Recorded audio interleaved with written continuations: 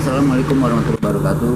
Hari ini saya menyusuri beberapa kegiatan yang dilakukan oleh lembaga unit tenaga kerja DKI Jakarta yang menjadi pusat pelatihan yang berada di kegiatan ini berada di Kabupaten Petra Duri Pulo. Kepada pemirsa, bentuk pelatihan apa sih sebenarnya yang memang pelatihan ini bisa menghasilkan beberapa orang yang menjadi leader di wilayah dengan tenaga kerja baru. Mari kita susuri apa saja yang dilakukan oleh Balai Latihan Kerja DKI Jakarta untuk melihat hasil mereka bersama para instruktur dan peserta tadi. Terima kasih. Ayo. Apa saja yang mereka lakukan hasil dari pendidikan tentang keterampilan tenaga kerja untuk mereka melakukan sesuatu hasil yang maksimal bisa dikembangkan bagi keterampilan dari pendidikan tersebut maupun bisa ditularkan kepada nanti di wilayah. Mari kita lihat.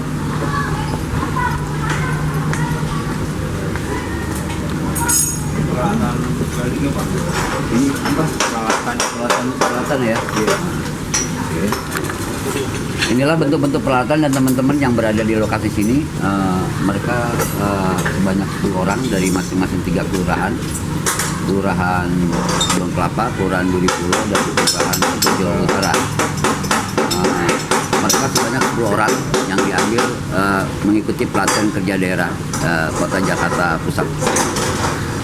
Mas, saya mau tanya nih Mas, apa saja yang dilatih oleh instruktur di kegiatan ini Mas? Mas siapa namanya Mas? Mas Abdul. Mas Abdul ya apa? Kita ini dilatih dari instruktur, langsung dari PPKD. Nah dari teori dan prakteknya kita udah dilatih, dipelajari. Nah tinggal nanti prakteknya pembuatan dari besi sambung, terus dari pengelasannya sampai finishing ya, iya, sampai finishing. Pembuatan terakhir kita bikin asbak gitu ya, sebagai produk ya, sebagai salah satu karya ya. Satu karyanya nanti selesai. Oke. Makasih Mas Abdul ya. Ya, sama-sama.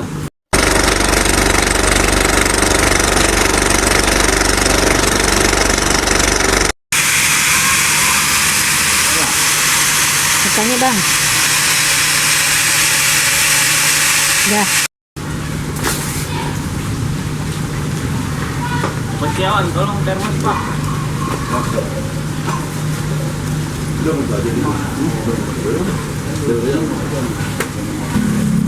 Ya bunyiin aja ya. Oke. Masalah instruktur ya. Iya. Berapa yang dilatih misalnya? 10 orang. 10 orang ya. Mereka melewati fase pendidikan apa sih yang dilakukan oleh pelatih ini? Jadi ada beberapa tahapan. Pertama kita ada latihan mengenai jalur laras. Habis itu setelah para peserta kompeten kita lanjut ke latihan ringgi-ringgi, capping, penebalan. Kemudian setelah peserta sudah mahir kita lanjut lagi ke tahap pengelasan posisi 1F. Jadi 1F itu adalah proses pengelasan di bawah tanah. Jadi banyak tuh, itu masih ada tahapan lagi sebenarnya. Aja, kan? Cuma untuk pemula dasaran Cukup ya. Berarti ini pada level dasar ya. betul. Pada level dasar ya. Tapi mereka kalau sudah mengetahui ini bisa dilepas nggak di wilayah? Artinya bisa. mereka bisa gitu ya. Bisa. Nggak, dengan apa? Dengan cara apa?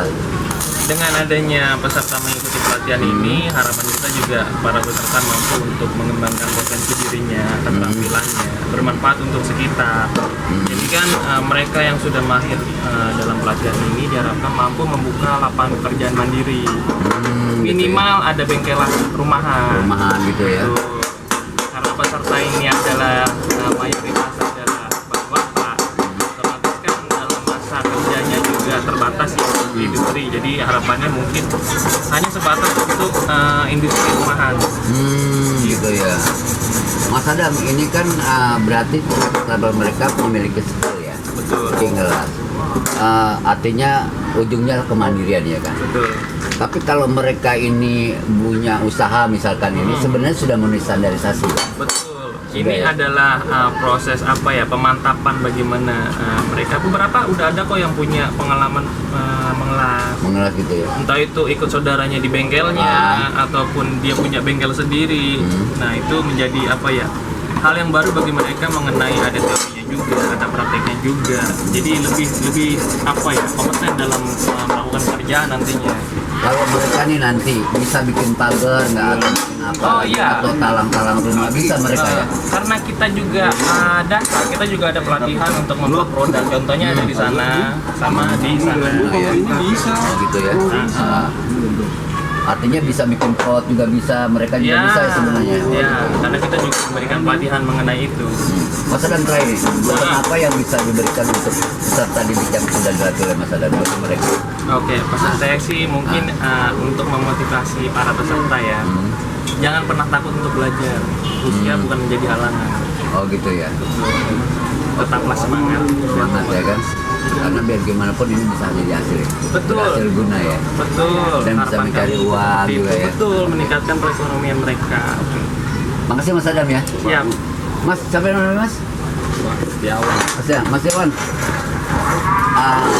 Kesannya gimana Mas setelah ikut pelatihan yang dilatih oleh Mas Adam? Ya kesannya itu bisa lebih mengenal gitu. Lebih mengenal ya? Ya, lebih mengerti. Dan bisa artinya optimis ya bisa ya? Betul. Jadi udah bisa kalau misalkan suruh ngelas apa udah bisa nih Mas Irwan gitu ya? Bisa. Jadi disuruh apa-apa pokoknya kita bisa gitu kan? Oke, makasih ya.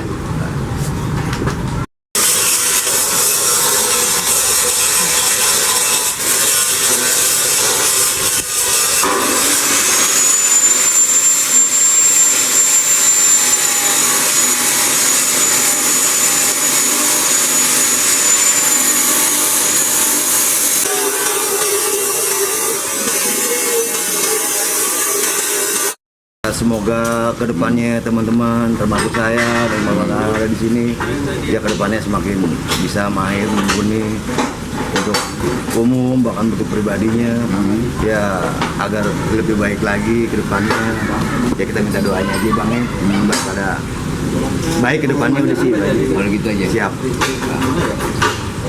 Terima kasih teman-teman. Inilah pemirsa satu hasil yang memang kita bisa lihat bahwa keterampilan apapun bukan dari segi usia, tapi mereka adalah memang orang-orang yang sudah dilatih dan diberikan skill sehingga mereka mampu untuk juga secara mandiri mencari peluang. Yang kedua mereka juga bisa berbagi kepada masyarakat untuk diberi tugas baru bagi kemaslahatan kepentingan masyarakat. Terima kasih. Saya Nano Rami, CNR. Wassalamualaikum warahmatullahi wabarakatuh.